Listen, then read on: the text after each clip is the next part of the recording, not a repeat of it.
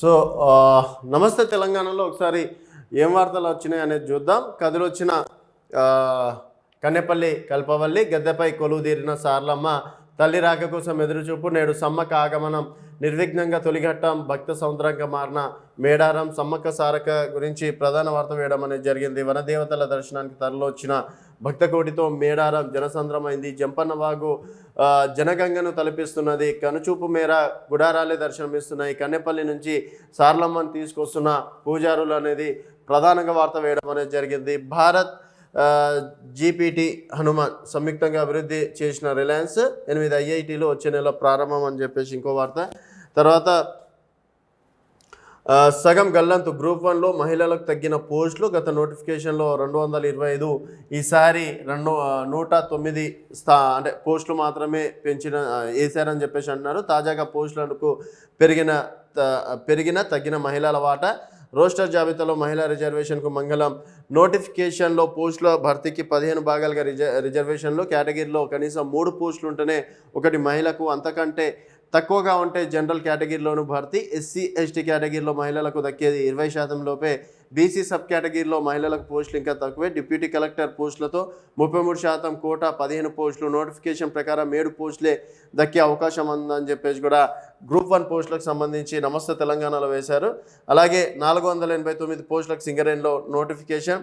తర్వాత నర్సింగ్ ఆఫీసర్లకు టీఎస్పీఎస్సీ భర్తీ చేసిందంట. టీవీవీలో నిర్లక్ష్యం మూమెంట్ ఆర్డర్లు.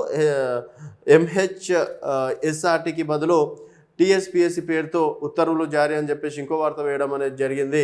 దీపాదాస్కు బెంచ్ గిఫ్ట్. ఇప్పుడు బీజేపీ వర్సెస్ కాంగ్రెస్ మధ్యలో నడుస్తున్న పెద్ద వారం అని చెప్పేసి చెప్పుకోవచ్చు. దీపాదాస్కు బెంచ్ గిఫ్ట్. కాంగ్రెస్ బీజేపీ కాసుల వర్షం. ఎంపీ టికెట్ కోసమే కారిచ్చారు. బీజేపీ నేత ఎన్వీఎస్ ప్రభాకర్ ఆరోపణ. పరువు నష్టం దావా వేస్తా రేణుకా చౌదరి. సాక్ష్యాధారాలు ఉన్నాయి ప్రభాకర్.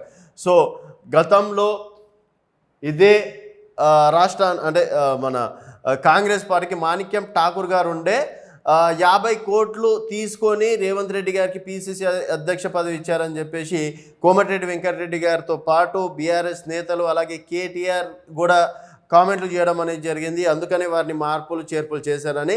బట్ ఇక్కడ కూడా ఇదే వార్త వేశారు. సో ఇక్కడ దీపాదాస్కు బెంచ్ కార్ గిఫ్ట్ అని చెప్పేసి వేశారు. సో కాంగ్రెస్ బీజేపీ మధ్య కానుక కయ్యం అని చెప్పేసి కూడా టఫ్ ఫైట్ అయితే నడుస్తుంది.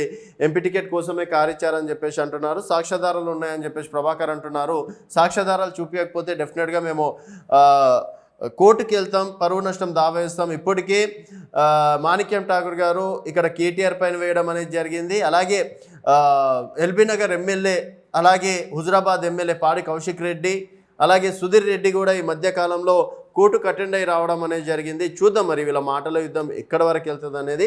రాష్ట్రంలో కాంగ్రెస్ బీజేపీ మధ్య కారు చిచ్చు రాజుకున్నది. ఎంపీ టికెట్ ఆశావుల్లో ఒకరు. కాంగ్రెస్ రాష్ట్ర వ్యవహారాల ఇన్ఛార్జ్ దీపాదాస్ మున్షికి బెంచ్ కార్ బహుకరించినట్టు బీజేపీ సీనియర్ నేత మాజీ ఎమ్మెల్యే ఎన్వీఎస్ ప్రభాకర్ చేసిన ఆరోపణలు ఇరు పార్టీల మధ్య మాటలతో రాజేశాయి. ప్రభాకర్పై పరువు నష్టం దావా వేస్తామని కాంగ్రెస్ నేత రాజ్యసభకు ఎన్నికైన రేణుకా చౌదరి బుధవారం హెచ్చరించారు. దీనిపై ప్రభాకర్ కూడా ధీటుగా స్పందించారు.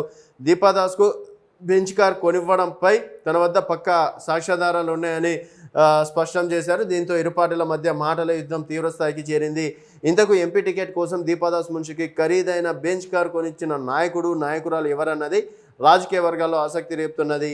ఈ ఆరోపణలపై దీపాదాస్ మాత్రం ఇంతవరకు స్పందించలేదు. ఈ అవకాశాన్ని కాంగ్రెస్ నాయకులు కొందరు పార్టీ అధిష్టానం దృష్టికి కూడా తీసుకెళ్ళినట్టు తెలుస్తుంది. చూద్దాం ఈ మాటల యుద్ధం ఎక్కడి వరకు అవుతుందని చూడాలి. సో ఇక్కడ కూడా నమస్తే తెలంగాణలో కూడా వేశారు. వారంలో ఫ్రీ కరెంట్, 500కి గ్యాస్ సిలిండర్, రేషన్ కార్డు ఉంటేనే వర్తింపు, మార్చి 15లోగా రైతు బంధు పూర్తి, రుణమాఫీ బాధ్యత నాదే, పాలమూరు రంగారెడ్డి జాతీయ హోదాకు బీజేపీ మంగళం. వాళ్ళు ఏ మొహం పెట్టుకొని ఓట్లు అడుగుతున్నారో చెప్పాలి. మహబూబ్నగర్ కాంగ్రెస్ ఎంపీ అభ్యర్థిగా వంశేందర్ రెడ్డి, కొస్గి బహిరంగ సభలో ముఖ్యమంత్రి రేవంత్ రెడ్డి వెల్లడి అని చెప్పేసి వేశారు. సో మొత్తానికి నమస్తే తెలంగాణలో కూడా ఒకటి సమ్మక్క సారకది, గ్రూప్ 1ది, అలాగే నిన్న జరిగిన సభ గురించి ప్రధాన వార్తలు వేయడం అనేది జరిగింది.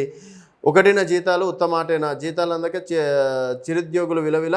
21న లైబ్రేరియన్ల చేతికి వేతనాలు, అంగన్వాడీ టీచర్లు ఆయాలకు అంతే, 10,000 మందికి నెల జీతం బకాయి, అట్టకెక్కిన ముఖ్యమంత్రి రేవంత్ హామీ. సో 1వ తారీఖు వేస్తా అని చెప్పేసి చెప్పిన మాటలు అంతా ఉత్తిదేనా అని చెప్పేసి కూడా ఇక్కడ ఒక ప్రధాన వార్తగా వేసుకోవడం అనేది జరిగిందని చెప్పేసి కూడా చెప్పుకోవచ్చు. అలాగే మిగతా పేజీలో చూద్దాం.